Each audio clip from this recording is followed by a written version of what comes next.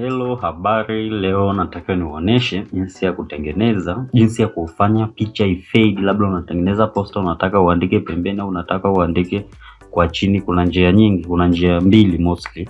Ya kwanza ni kwa kutumia brush na ya pili ni kwa kutumia gradient.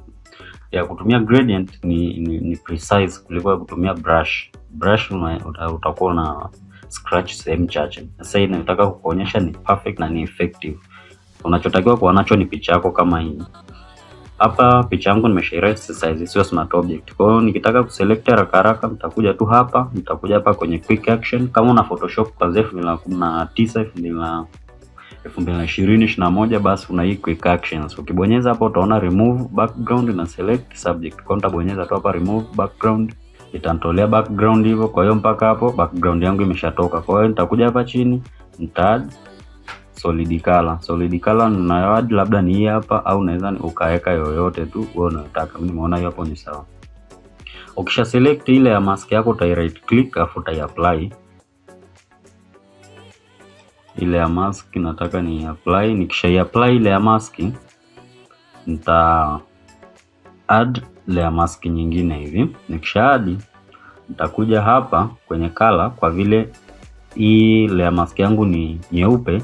Nikitaka kufuta kitu lazima hapa kwenye front color iwe nyeusi. Kwa hiyo nitakuja hapa, unaweza ukakuta iko paint bucket au gradient. Kwa hiyo utakuja hapa chini ya ufuto utachagua gradient. Ukishachagua gradient hapa hivi unachagua unataka ipi, lakini mimi ninayotaka ni kutoka nyeusi kwenda nyeupe. Click okay, utachagua hapa, click okay. Kwa hiyo nikishamaliza nitazoom nyuma kidogo hivi. Alafu nitabonyeza hapa, nitashika shift ili mstari wangu usikate kona, unyooke. Umeona? Kwa hiyo nitavuta hadi hapa, labda nataka nifute hadi hapa, nita click hivi. Kwa hiyo nikiona bado nita click hivi, nita click hivi. Umeona? Utakuja hapa, umeona inakukatia more precise mwenyewe unavyotaka. Kwa hiyo hiyo ndo namna ya kufanya picha ifade. Kwa hiyo hii naweza nikaihamisha sehemu yoyote hivi, umeona? Na naweza nikaja hapa nikabadilisha pia rangi yoyote.